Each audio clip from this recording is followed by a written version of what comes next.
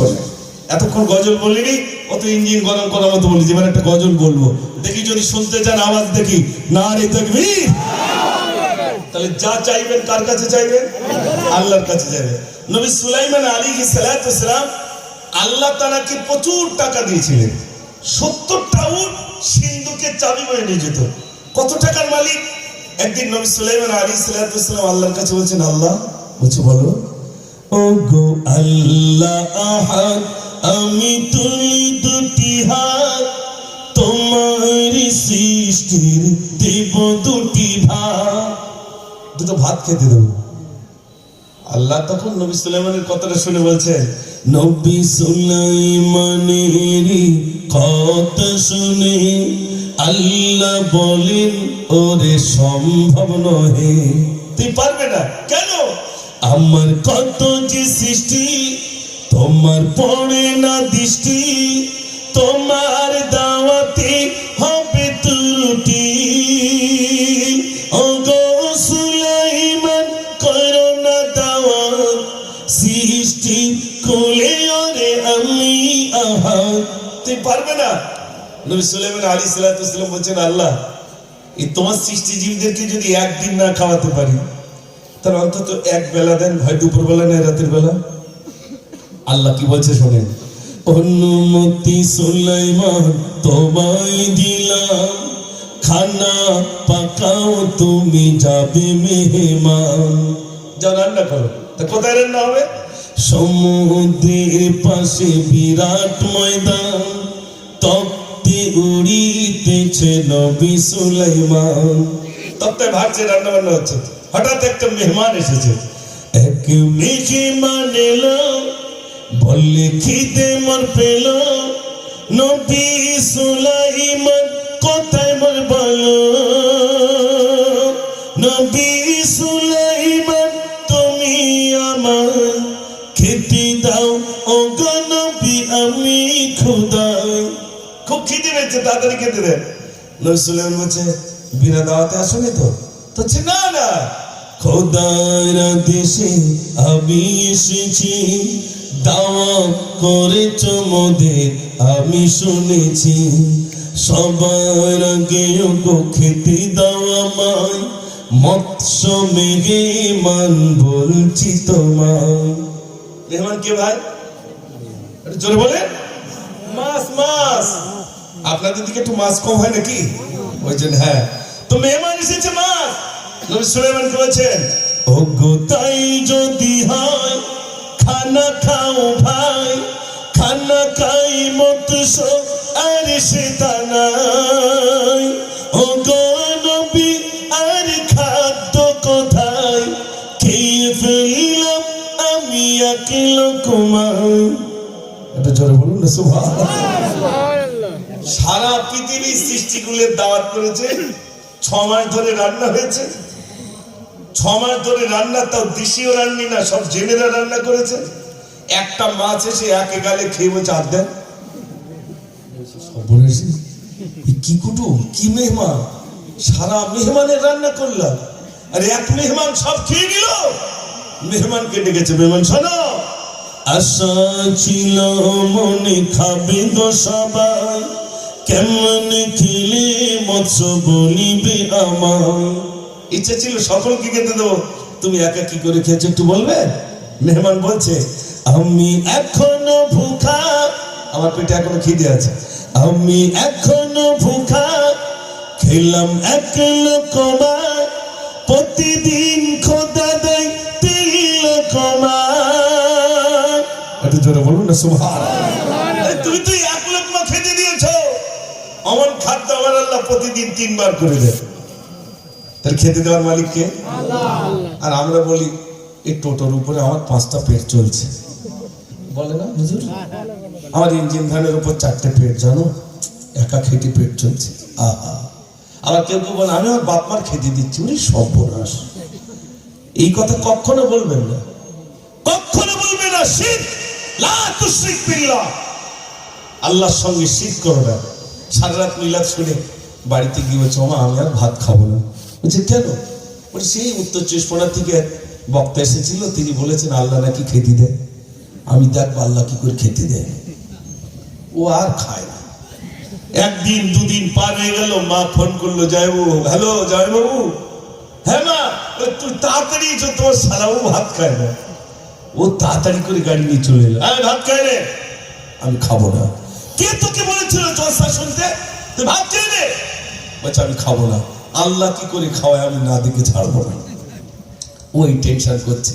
এমন সময় ওই শালা বাবু আর তুই বোনাইটা কি করলো, দুলা ভাইটা বলে, দাঁড়া, তুই খাবি না? ক্লাবে গেছে, কয়েকটা যুবকের, চলো তো, আমার শালা ভাত খায় না, তোমরা কি হাত ধরবে, পা ধরবে, জোর করে খাইয়ে দেবো। এখন বুঝতে পারছো আসছে, আমার হাত ধরতে পারে। ও ছুটে গিয়ে আর সিঁড়ির গাছে উঠেছে। সেই এমন ডালে বসেছে, ডালটা ছিল পোকা লাগা, খারাপ, মানে বেশি নাড়া দিলে ভেঙে পড়ে যাবে। নিচে থেকে বলছে, বাপ তোর খেতে হবে না, তুই নিচে নাড়, যে বেশি কথা বললে হাত পা ছেড়ে দেবো। আর হাত পা ছেড়ে দিলে কি হবে ভাই? পড়ে মরে যাবে। সবাই বলছে, দেখো তো তোমার এখন শালার ভাত খাওয়া থেকে ও তো এখন গাছের মাথায় কি করবে দেখো। সবাই যুবকরা যুক্তি করছে, এক কাজ করো, ওকে বাঁচানো যায়। বলে কি করে বাঁচাবে?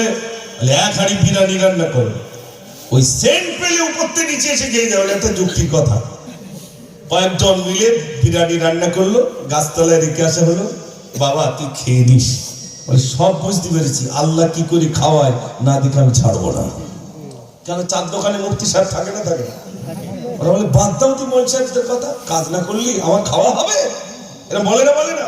বলে। এখন এ কি করে খাচ্ছে দেখে। এখন তলায় বিরিয়ানির হাড়ি, ও গাছের উপরে বসা, রাত হয়ে গেছে, রাত দুটো, কটা চোর চুরি করতে এসেছে। আর বিরিয়ানির সেন্ট অনেক দূর যায় না ভাই? হাওয়ায় আরো অনেক দূর খুশবু যায়। তো অনেক দূর থেকে দেখছি বিরিয়ানির খুশবু বার হচ্ছে। একটা চোর বলছে, বিরিয়ানির সেন্ট কি ব্যাপার বলতো? ওই দেখ তো লাইট মেরে, লাইট মারতে মারতে দেখে গাছতলায় বড় বিরিয়ানির হাড়ি। হুজুর বিরিয়ানির হাড়ি। বলছে খবরদার খাস না, ওতে বিষ মাখানো আছে। আমরা প্রতিদিন চুরি করি, কেউ দেখতে পেয়েছে, ওই জন্য বিষ মাখিয়ে রেখেছে, খেলে কিন্তু লাশ পড়ে যাবে। খায় না, ভাগ বাট্টা সব কমপ্লিট। একটা চোর বলছে, উপরে তো বিষ, নিচের দিক দিয়ে খাবো।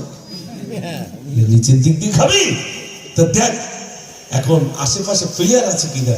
ও লাইট মারছে, লাইট মারতে মারতে দেখে গাছতলায়, গাছের উপরে চোখ জ্বলছে। হুজুর প্লেয়ার পেয়ে গেছে, উপরে বসে নিচে দেখছে কটা লাশ পড়ে। নিচে নাও। ও তো নামবে না, এরা তো শুনবে না। চোরের ইংরেজি তো জানে, ইংরেজি যখন ছাড়ছে বলে দরকার নেই, নিচে নামি। যেই নিচে নেমে এসেছে বলছে বিরিয়ানি খাও। বলছে খাবো না। তুই বিষ মাখিয়েছিস, তুই আগে খা, তারপর আমরা খাবো। ও তো খাবে না, আল্লাহ কি করে খাওয়ায় না দেখে ছাড়বো না। চোর বলে খাবি না? বলছে না।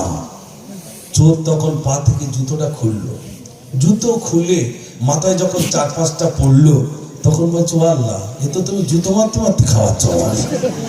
আমি মনে করেছিলাম আল্লাহ খাওয়ায় না, এখন জুতো চালাচ্ছ আর খাওয়াচ্ছ। বুঝতে পারছি ভাই? তাহলে খাওয়ানেওয়ালা কে? একটু জোরে বলে, ইন্নাল্লাহা হুয়ার রাজ্জাকু যুল কুওয়াতিল মাতিন। ও সোনার ভাইরা, খাওয়ানেওয়ালা কে? তাহলে সেই আল্লাহর নাম একটু জোরে নেন। সবাই একটা গজল বলিস ভাই, এরকম গজল আলহামদুলিল্লাহ অনেক আছে। আপনার রাজি আছেন তো শুনবেন তো ইনশাআল্লাহ? মাশাআল্লাহ। একটু ঘুম ভেঙেছে বলে মনে হয়? ঘুম ভাঙবে, দাঁড়ান। সবে তো একটা সেলাইন দিয়েছি, এরকম সেলাইন যাবে, তারপর তো রোগী সুস্থ হবে নাকি? হ্যাঁ মাশাআল্লাহ। তবে একটু তাকবীর জোরে দিতে হবে, মুসলমানের মতো দিতে হবে। সবাই মিলে একবার আওয়াজ দেন দেখি। সেটাই আমি এই নদিয়াকে আমি প্রচন্ড ভালোবাসি। কেন জানেন? শোনেন বলি, নদিয়ার মানুষদেরকে কেন ভালোবাসি। আমি একদিন মুর্শিদাবাদে জলসা এসেছি, ছিল সেদিন 27শে রমজান। আমি রাস্তা দিয়ে যাচ্ছি, সেহরি খাওয়া হয়নি। আল্লাহ সাক্ষী, আমি মাইকি একদম সত্য কথা বলছি। তো হাই রোডের পাশে একেবারে সেহরির শেষ সময়, আর ওই 45 মিনিট আছে, খুব খিদেও পেয়েছে। তো আমি দাঁড়ালাম একটা চায়ের দোকান মতো, গিয়ে বলছি ভাই কিছু ভাত আছে কি, রুটি আছে? বলছে কেন? তা আমরা বললাম আমরা সেহরি করবো। আমি বুঝতে পারছি না মুসলমান কি হিন্দু, চেনা যাচ্ছে না। তা আমাকে বলছে আচ্ছা সেহরি করবেন, আচ্ছা বসুন বসুন, আমি ব্যবস্থা করছি। বলে বাড়িতে বিবিকে বললে তুমি রান্না করো, হুজুর এসেছে। বেশ কয়েকজন, আমরা 7 জন মতো ছিলাম। আমাদের জন্য সব খানা পিনার ইন্তজাম কমপ্লিট। আধ ঘন্টা নয় 20 মিনিট মতো পরেই আমাকে ডাকছে, চলুন। আমি কোথায়? বলে আমার বাড়িতে। আমি বলি, হোটেলে আসবো তো বাড়িতে নিয়ে যাচ্ছেন, তবে চলুন বাড়িতে। পেট ভরে খাওয়ালেন, টাকা দিতে চাচ্ছি যেহেতু দোকান। বলছে হুজুর দোয়া করবেন, আমি টাকা নেব না। সেদিন থেকে আমার মনে প্রাণে এই নদিয়ার মানুষের প্রতি আমার অন্তরের ভিতরে মহব্বত এসে গেছে। আহা, নদিয়ার মানুষ, এনারা হলেন মেহমানদারি মানুষ। একটু জোরে বলুন না সুবহানাল্লাহ। ও নদিয়ার মানুষেরা শুনে নেন, কোন মেহমানকে খেতে দেবেন, আল্লাহ বরকত দিয়ে দেবেন। রাসূল করিম সাল্লাল্লাহু আলাইহি সাল্লামের পেটে কাপড় বাঁধা, একদিন নয়, 2 দিন নয়, 3 দিন অনাহারে এক যুবক সাহাবা এসে দেখছেন রাসূলের পেটে কাপড় বাঁধা, আর থাকতে পারে, ছুটে বাড়িতে গেছেন। আমা আল্লাহ রাসূলের পেটে কাপড় বাঁধা দেখলাম, মা বাড়িতে কিছু আছে? মা বললেন, মা আছে, একজনের মতো খাদ্য রয়েছে, তাড়াতাড়ি করে যা, আল্লাহর নবী সাল্লাল্লাহু আলাইহি সাল্লামকে দাওয়াত করে নিয়ে আয়। যুবক এসে বললেন, আসসালাতু ওয়াসসালামু আলাইকা ইয়া রাসূলুল্লাহ, আপনার পেটে কাপড় বাঁধা দেখে সহ্য করতে পারি না। আমি শুনেছি 3 দিন আপনি অনাহারে, 3 দিন অনাহারে রয়েছে। চলুন চলুন আমার বাড়িতে চলুন, একটু খাওয়া দাওয়া করে নেবেন। আল্লাহর নবী সাল্লাল্লাহু আলাইহি সাল্লাম বললেন, এ যুবক, তুমি আমাকে দাওয়াত করতেছো, তবে আমি একা যাব না, বরং আমার 80 জন সাহাবাদেরকে নিয়ে যাব। সুবহানাল্লাহ। কজনের খাদ্য বাড়িতে? একজন। নবীজি নিয়ে যাচ্ছেন কজন? 80 জন। টেনশন হবে না? সবনের দাওয়াত করে তো বললাম, নবীজি 80 জনকে নিয়ে যাচ্ছে, খেতে দেব কি করে? ও সোনার ভাই আমার, আল্লাহ রাসূলের সঙ্গে যদি বেয়াদবি হয়ে যায়, আনতাহবাতা আমালুকুম, সমস্ত আমল বরবাদ হয়ে যাবে। ভাইরা আমার, সোনার ভাইরা, যুবকের হাত ধরে রাখলেন রাসূল। এবার খড়ির পাশে যে হাতটা ছেড়ে দিলেন, যাও তোমার আব্বাকে কি বলো। আল্লাহর নবী তসবিহ রেখেছেন, ঘরের ভিতরে ঢুকেছেন ছেলে, মাকে বলছে, মা সর্বনাশ হয়ে গেল। কি হয়েছে বাবা? আল্লাহর নবীকে আমন্ত্রণ করতে গিয়েছিলাম, দাওয়াত করতে গিয়েছিলাম, নবীজি এসেছেন মাঠে, কিন্তু একা আসেননি, 80 জনকে এনেছেন, এবার কেমন করে খেতে দেবো? বাড়িতে কান্নার রোল পড়ে গেল। আল্লাহ রাসূলের সঙ্গে যদি বেয়াদবি হয়ে যায়, সব বরবাদ হয়ে যাবে। ও সোনার ভাইরা আমার, মসজিদে নববী শরীফ, মদিনাতুল মুনাওয়ারা, আল্লাহর নবী সাল্লাল্লাহু আলাইহি সাল্লাম সবুজ গম্বুজের তলে আরাম করছেন। এক ইমামের পিছনে 10 লক্ষ মানুষ নামাজ আদায় করতে পারে, কোনো আওয়াজ নাই, কোনো আওয়াজ নাই। একটা সূচ পড়লে সূচের আওয়াজ পাওয়া যাবে। একটু জোরে বলুন না সুবহানাল্লাহ। না জানি আমার কথার উপরে জোর হয়ে গেলে রাসূল যদি অসন্তুষ্ট হয়ে যান, সব সর্বনাশ হয়ে যাবে।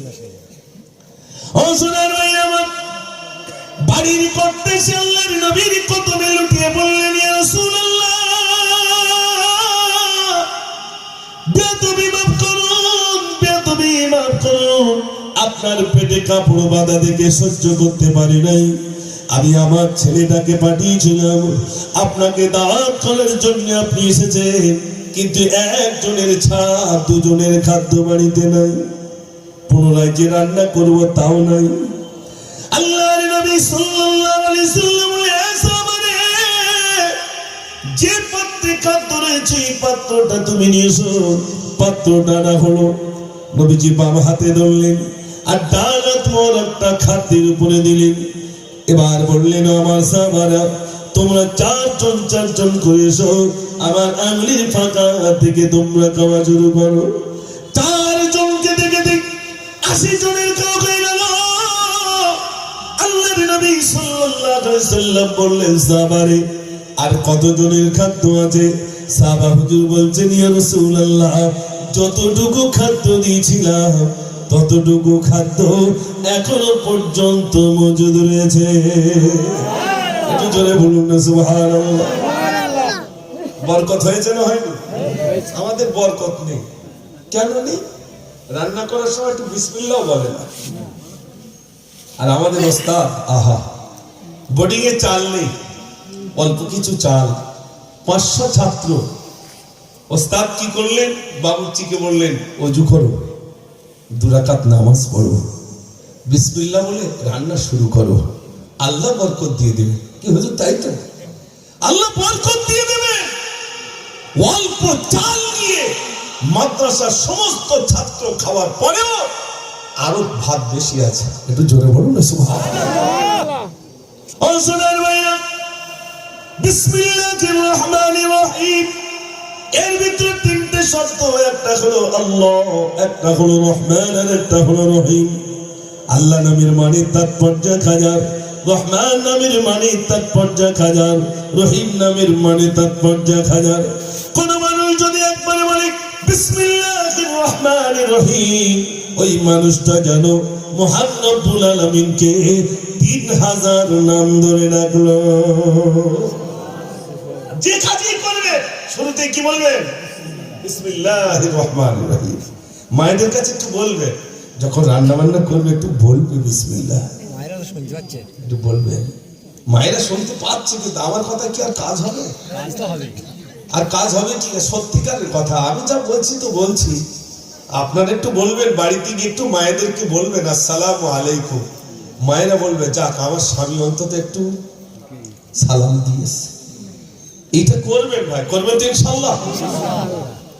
আসল কথা আমি দেখেছি ভাই, এই মিলাদ মানে পানা পুকুরে ঢিল মারার মতো।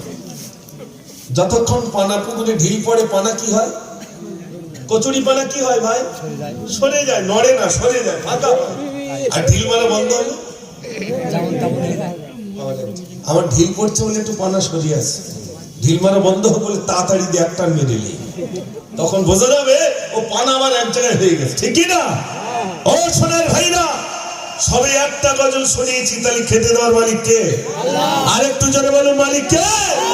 তাহলে আর কোনদিন কারোর কাছে চাইবেন না যে ভাই একটা ঘর দাও, ভাই এটা দাও। মানুষ কি দেবে? মানুষ কি দেবে?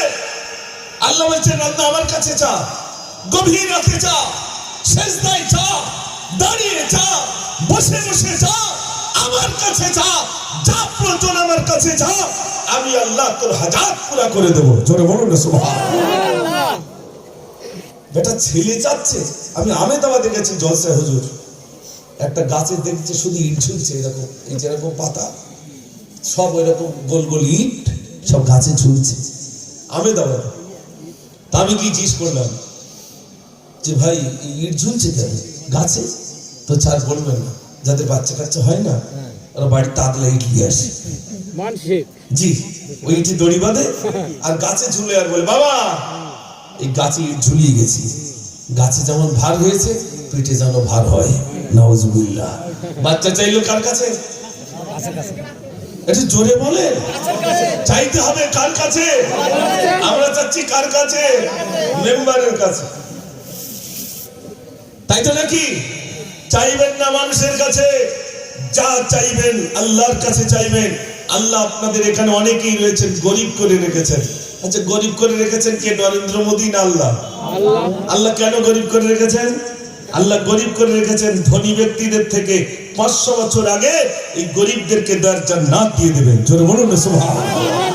এই দুনিয়ার 500 বছর না, আখিরাতের 500 বছর।